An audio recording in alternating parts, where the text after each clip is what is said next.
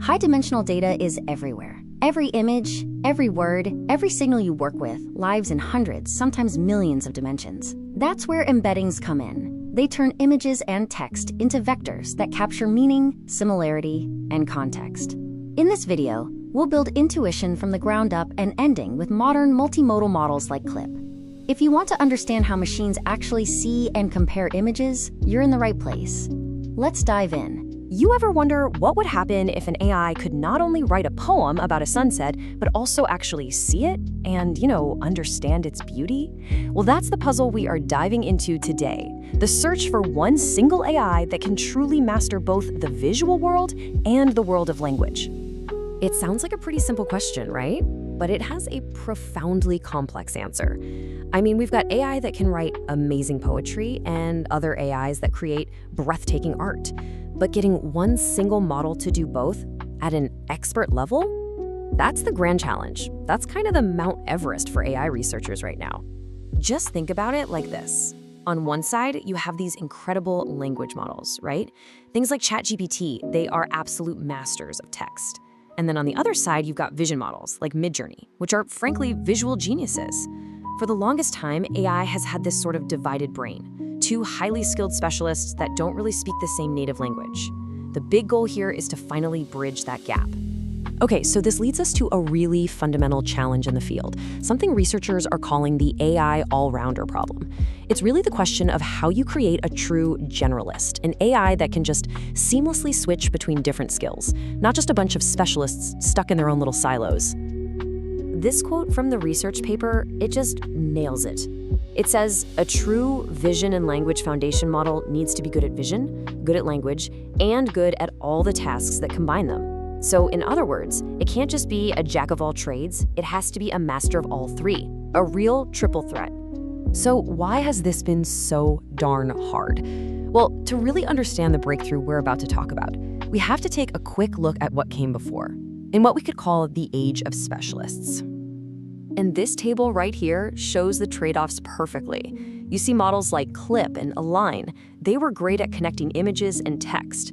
That's the check mark in that last column. But look at the other columns. They weren't true vision or language experts. They kind of had to sacrifice deep expertise in one area to get good at another. The real challenge has been to find a model that could put a big green check mark in every single one of these boxes. So you get the picture, right? We had these brilliant specialists and we had some really great translators that could work between vision and language, but what we didn't have was a true polymath, an AI that was natively fluent and an expert in all three of these domains at the exact same time. And that is where FLAVA comes into the picture. FLAVA stands for a Foundational Language and Vision Alignment Model, and while it was designed from the ground up to be the solution to this whole problem. Okay, here it is, the blueprint for FLAVA. Now I know, don't worry if this looks a little technical, the core idea is what's really important here. This isn't just about, gluing two different AIs together. It's a single unified system that's designed to understand the world in a much more holistic way. Let's break down how it actually works. Okay, so think of FLAVA as having three main parts. First up, you've got the vision brain, or the image encoder, which is dedicated to becoming an expert at seeing. Then there's the language brain, or the text encoder, which focuses completely on mastering words. And then, and this is where the real magic happens, step 3, the multimodal encoder. This thing acts like the bridge, fusing all the insights from both brains to create one single deep understanding. So you've built this amazing architecture. That's great. But how in the world do you actually teach it to be a genius? How do you train it?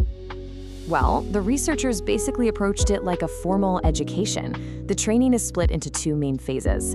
Think of the first part as learning the core subjects, mastering vision and language all on their own. The second phase is more like an advanced seminar, where the model learns how to connect all those core ideas together.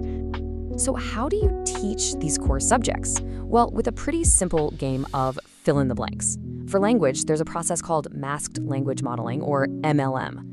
The model gets a sentence with a word blacked out, and it just has to guess the missing word. For vision, it's a really similar idea, called masked image modeling, or MIM. The model's shown a picture with a piece of it missing, and it has to predict what that missing patch looks like. This whole process forces each brain to develop a really, really deep understanding of its own domain. All right, so once it's mastered the basics, it moves on to that advanced seminar, which is basically a match game. The process is called image-text matching, or ITM. The model is shown a picture and a sentence, and it has to decide, does this text actually describe this image? By doing this millions and millions of times, with both correct and incorrect pairs, it starts to learn all the subtle and complex relationships between what we see and what we say. So we've got this clever architecture and this super smart way of training it. But what does it all add up to? I mean, why is having a true foundation model like Flava such a big deal? What new doors does it open? There are really three key takeaways here. First, versatility. You get one incredibly efficient model that can be used for a massive range of different tasks. Second, you get a much deeper understanding. This model isn't just matching keywords to pixels, it's actually starting to grasp context. And probably most importantly, it's a foundation for the future. This isn't the final product. It's the bedrock, the starting point, that the next generation of even more capable and intelligent AI systems is going to be built on. You see, this is the future we're heading towards. An AI that doesn't just process data, but one that genuinely starts to comprehend the rich, complex world that we all live in. And it leaves us with a really fascinating question. Once we have an AI that can truly see and read and understand the world kind of like we do, what's the first thing you would ask it?